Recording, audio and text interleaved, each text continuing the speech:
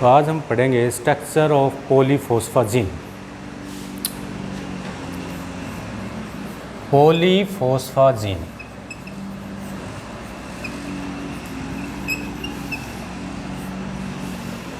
पॉलीफॉस्फाजीन का क्या मतलब होता है? इसका स्ट्रक्चर देखें तो फॉस्फोरस और नाइट्रोजन के बीच में डबल बॉन्ड होगा और इधर फॉस्फोरस के साथ में कोई भी ग्रुप हो सकते हैं। क्लोरो ग्रुप हो सकता है, अल्काइल ग्रुप हो सकता है, फिनाइल ग्रुप हो सकता है और ये नाइट्रोजन भी आगे जुड़ा होगा। तो इस तरह का जो स्ट्रक्चर है उसको बोलेंगे पॉलीफॉस्फाजीन। फोस्फा का मतलब फॉस्फोरस, एज अ वर्ड आता है नाइट्रोजन के लिए। तो नाइट्रोजन के साथ में फॉस्फोरस यदि डबल बॉन्ड बनाता है तो उसको बोलते हैं अजीन। फॉस्फोरस और नाइट्रोजन के बीच में यदि डबल बॉन्ड है तो उसको अजीन बोलेंगे। तो उस यूनिट को बोलेंगे फॉस्फाजीन। और इस तरह की रिपीटिंग यूनिट्स हैं बहुत सारी, तो उसको बोलेंगे पॉलीफॉस्फाजीन। पॉली का मतलब होता है मैनी। तो इस तरह की बहुत सारी यूनिट आपस में जुड़ी हुई हैं, तो उसको बोलेंगे पॉलीफॉस्फाजीन्स। तो हम इसका स्ट्रक्चर देखेंगे, स्ट्रक्चर ऑफ पॉलीफॉस्फाजीन्स।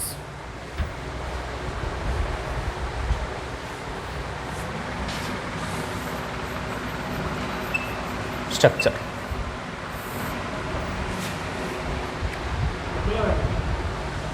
स्ट्रक्चर में इस तरह का इसका एक साइक्लिक स्ट्रक्चर है।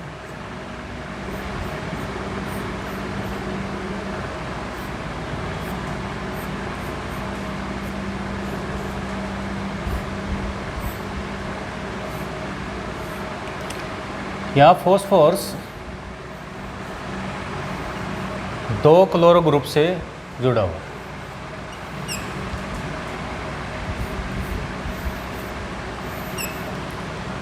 ये साइक्लिक ट्राइमर है, तो इसको हम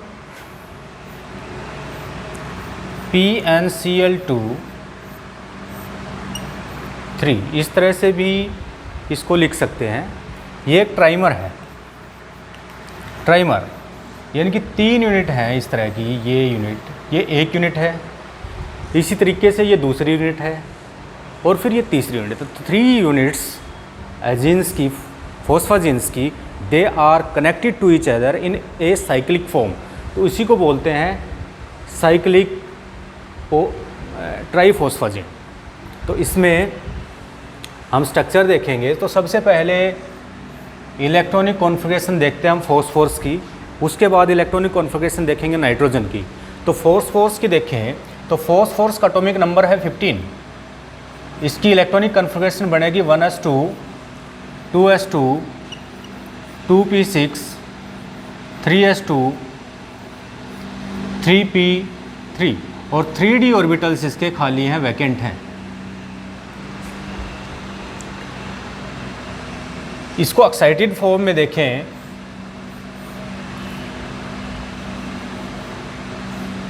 ये 3s है, इसके बाद 3p ऑर्बिटल्स हैं, 3p के बाद में 3d ऑर्बिटल्स प्रेजेंट हैं जो वैकेंट हैं।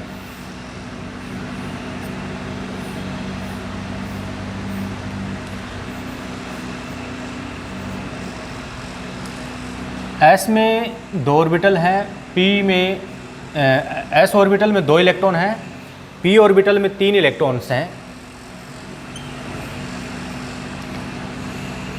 तो ये है ग्राउंड स्टेट में electronic configuration in ground state. Ground state में है। In excited state the electron present in 3s orbital is excited and go to the higher energy orbitals, that is 3d orbitals. तो यहाँ से excite होकर के जो vacant orbital हैं 3d, उनमें चला जाता है। तो इन एक्साइटेड फॉर्म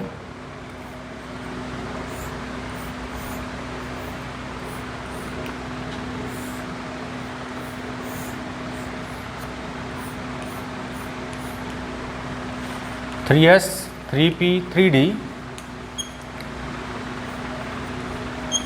ये एक्साइट होकर के यहाँ आ जाता है। अब इसकी हाइब्रिडाइजेशन होगी कि एक s ऑर्बिटल और 3 p orbitals take parts in the hybridization and the hybridization will be sp3। एक s ऑर्बिटल है और 3 p ऑर्बिटल्स हैं, they get hybridized to form the hybrid orbitals. 4 hybrid orbitals बनेंगे, sp3 हाइब्रिड ऑर्बिटल्स 4 होंगे। इन चारों में एक एक इलेक्ट्रॉन होगा। तो ये जो sp3 हाइब्रिड ऑर्बिटल्स हैं जो अनपेयर्ड हैं, सभी में एक एक इलेक्ट्रॉन प्रेजेंट है, they form the sigma bonds, ये सिग्मा बॉन्ड बनाएंगे। तो इस तरह से फॉस्फोरस 4 सिग्मा बॉन्ड बनाएगा, एक इस इलेक्ट्रॉन के साथ पेयरिंग करेगा, दूसरा इसके साथ, तीसरा इसके साथ, चौथा इसके साथ। तो इस स्ट्रक्चर में हम देखें तो ये फॉस्फोरस है, क्लोरीन के साथ एक सिग्मा बॉन्ड बना रहा है, इसके p ऑर्बिटल के साथ में, इसके p ऑर्बिटल के साथ में, और इसके p ऑर्बिटल के साथ में, इसके p ऑर्बिटल के साथ में। तो ये देखिए एक सिग्मा बॉन्ड ये बनता है, दूसरा ये है, तीसरा ये है और चौथा ये है। तो ये 4 सिग्मा बॉन्ड्स बनाएगा।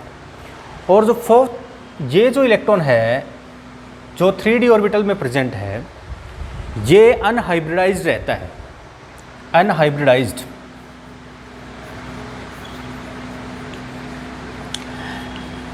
This orbital do not take part in the hybridization and it will form pi bond. ये पाई बॉन्ड बनाएगा, ये तो सिग्मा बॉन्ड बनाएंगे और ये पाई बॉन्ड बनाता है। तो ये जो ऑर्बिटल है ये पाई बॉन्ड बनाएगा। तो एक पाई बॉन्ड बनेगा फॉस्फोरस और नाइट्रोजन के बीच में। तो 4 तो सिग्मा बॉन्ड बन रहे हैं ये, और एक पाई बॉन्ड बन रहा है। तो ये तो हो गया फॉस्फोरस का। अब हम देखते हैं नाइट्रोजन की इलेक्ट्रॉनिक कॉन्फ़िगरेशन ऑफ नाइट्रोजन।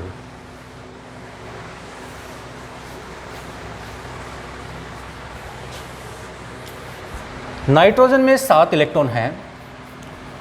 इसकी इलेक्ट्रॉनिक कॉन्फ़िगरेशन होगी 1s2, 2s2, 2p3। Ground state में देखें तो 2s, 2p, p में 3 इलेक्ट्रॉन हैं, यहाँ पे 2 इलेक्ट्रॉन हैं, यहाँ पे 3 इलेक्ट्रॉन्स हैं। तो इसमें हाइब्रिडाइजेशन होती है sp2, यह हाइब्रिडाइजेशन होती है sp2, और ये जो है ये ऑर्बिटल ये रहता है अनहाइब्रिडाइज्ड।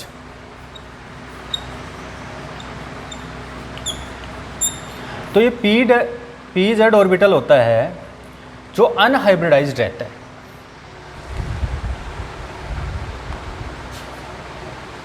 तो in nitrogen 2s orbital and 2p orbitals, they are hybridized and to form 3sp2 hybrid orbital, 3 sp2 hybrid orbitals बनेंगे। और ये इसमें देखो अनपेयर्ड इलेक्ट्रॉन यहाँ पे है, एक अनपेयर्ड इलेक्ट्रॉन यहाँ पे है। तो ये सिग्मा बॉन्ड बनाएंगे विद फॉस्फोरस। तो जो फॉस्फोरस के sp3 हाइब्रिड ऑर्बिटल थे उनके साथ पेयरिंग कर कर ये सिग्मा बॉन्ड बनाएंगे। तो देखिए एक तो ये बॉन्ड बनता है फॉस्फोरस नाइट्रोजन के बीच में सिग्मा बॉन्ड, जिसमें ये ऑर्बिटल्स पार्टिसिपेट करते हैं, और दूसरा ये बनता है जिसमें ये देखो नाइट्रोजन है, ये नाइट्रोजन इसके साथ में सिग्मा बॉन्ड बना रहा है, इसके साथ में नाइट्रोजन सिग्मा बॉन्ड बना रहा है। तो ये और ये ऑर्बिटल्स ये तो सिग्मा बॉन्ड बनाएंगे, और ये जो अनहाइब्रिड है ये पाई बॉन्ड बनाता है विद द फॉस्फोरस। फॉस्फोरस का जो 3d ऑर्बिटल में इलेक्ट्रॉन प्रेजेंट होता है अनहाइब्रिडाइज्ड, उसके साथ पेयरिंग करके ये पाई बॉन्ड बनाता है। तो ये इसका है। इसमें अब हम बॉन्ड एंगल देखते हैं। अब 2 तरह के बॉन्ड एंगल यहाँ पे दिखेंगे। एक तो ये bond angle nitrogen phosphorus nitrogen, ये जो बॉन्ड एंगल है ये होता है 118.4 डिग्री का, 118.4 118.4 डिग्री का एंगल होता है ये। यदि इसकी हाइब्रिडाइजेशन की बात करें तो ये sp3 हाइब्रिड ऑर्बिटल था, इसकी हाइब्रिडाइजेशन sp3 है। और sp3 हाइब्रिडाइजेशन में जो बॉन्ड एंगल होता है 109 डिग्री 28 मिनट का होता है। लेकिन यहाँ पे जो बॉन्ड एंगल बन रहा है इन द रिंग के अंदर जो बन रहा है ये 118.4 डिग्री का है। इसका मतलब क्या हुआ कि होना तो चाहिए 109 डिग्री 28 मिनट का, लेकिन ये ज़्यादा है, 118.4 डिग्री का है। तो ये मतलब बढ़ा कैसे इंक्रीज़ हो गया? तो ये जो इंक्रीज़ होता है ना, यहाँ पे लोन पेयर और बॉन्ड पेयर में रिपल्सन होती है। जैसे यहाँ इस नाइट्रोजन के ऊपर लोन पेयर इलेक्ट्रॉन प्रेजेंट होते हैं, जो हमने देखा sp2 हाइब्रिड ऑर्बिटल, जिसमें एक लोन पेयर इलेक्ट्रॉन होता है और ये लोन पेयर इलेक्ट्रॉन न्यूक्लियस के नाइट्रोजन के न्यूक्लियस के नज़दीक रहता है। इसी तरीके से यहाँ पे भी एक लोन पेयर इलेक्ट्रॉन होगा, वो भी इसके न्यूक्लियस के नज़दीक होता है। जब न्यूक्लियस के नज़दीक होता है तो जो बॉन्ड ये बनाता है फॉस्फोरस के साथ में, उसके साथ में रिपल्सन करेगा, रिपेल करेगा। तो इधर वाले जो लोन पेयर इलेक्ट्रॉन्स हैं, इन बॉन्ड्स को, ये जो सिग्मा बॉन्ड बन रहे हैं इसको रिपेल करेंगे। तो ये जो बॉन्ड एंगल पहले 109 डिग्री 8 मिनट का था, लेकिन लोन पेयर इलेक्ट्रॉन से ये ऐसे हो जाता है, यानी कि इंक्रीज़ हो जाता है, तो 118.4 डिग्री का हो जाता है। इस तरह से दूसरा बॉन्ड एंगल ये होगा फॉस्फोरस नाइट्रोजन फॉस्फोरस का, ये 121.6 डिग्री का होता है। ये जो वाला जो एंगल होता है, ये वाला, ये 121.6 डिग्री का होता है।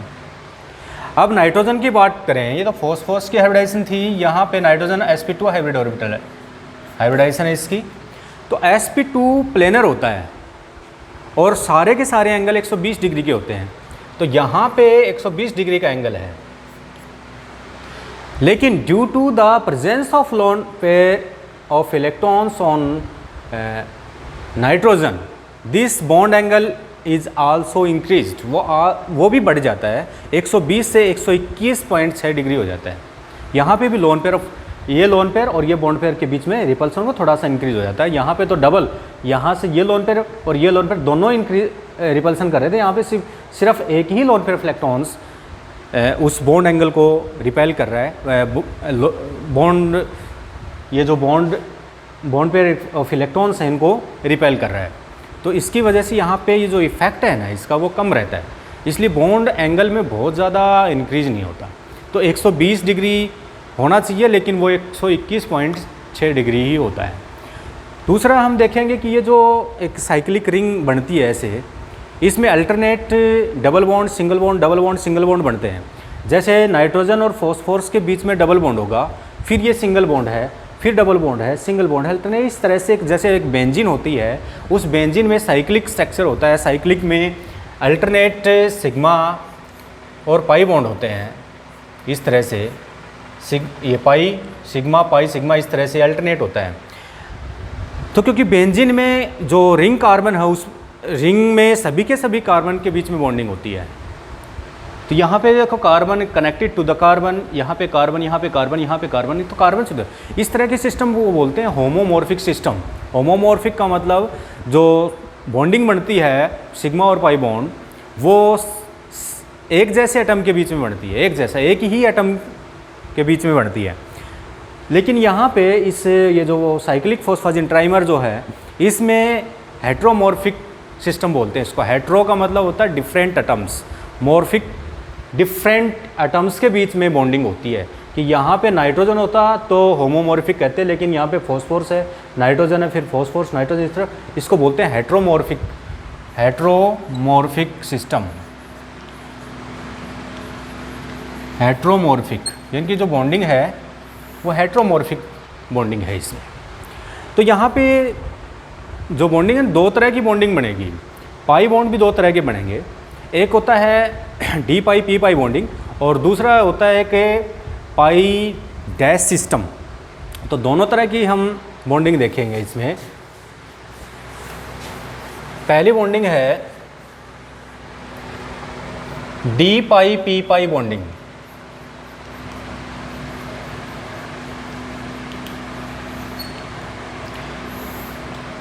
तो डी पाई जो पी पाई बॉन्डिंग है, ये फॉस्फोरस ऑफ नाइट्रोजन के बीच में जो बॉन्डिंग बन रही है पाई बॉन्ड, इसी को बोलते हैं डी पाई पी पाई बॉन्डिंग। इसमें जो नाइट्रोजन है, नाइट्रोजन के p ऑर्बिटल्स ऑफ नाइट्रोजन, इनकी pz ऑर्बिटल्स ऑफ नाइट्रोजन, जो अनहाइब्रिडाइज थे वो ऑर्बिटल्स, pz ऑर्बिटल्स नाइट्रोजन के, और d जो ऑर्बिटल था उसमें भी एक अनहाइब्रिडाइज इलेक्ट्रॉन था एक इलेक्ट्रॉन जो d में प्रेजेंट होता है वो, और ये p में जो प्रेजेंट है नाइट्रोजन के वो, ये दोनों आपस में शेयर कर लेते हैं इलेक्ट्रॉन्स को, इसी को बोलते हैं d पाई p पाई बॉन्डिंग। यानी कि p orbital of nitrogen and d orbital of phosphorus, they are overlap to each other and to form pi bonding, इसको बोलते हैं d पाई p पाई बॉन्डिंग। दूसरी होती है पाई डैश सिस्टम।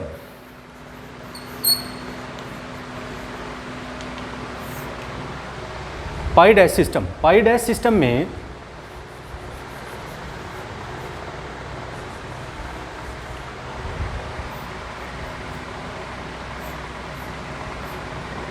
पाई डैश सिस्टम में हम जानते हैं कि जो p ऑर्बिटल है, p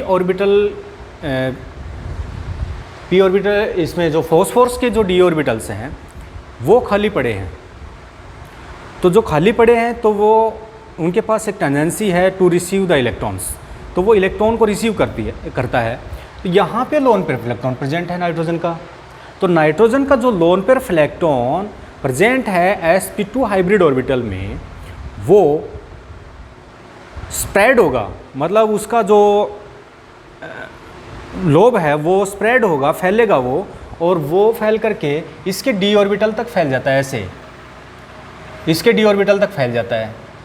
यानी कि इसके loan pair electrons will pair the empty d orbitals of phosphorus, उसके एम्प्टी d ऑर्बिटल है फॉस्फोरस के, उसको ओवरलैप कर लेते हैं।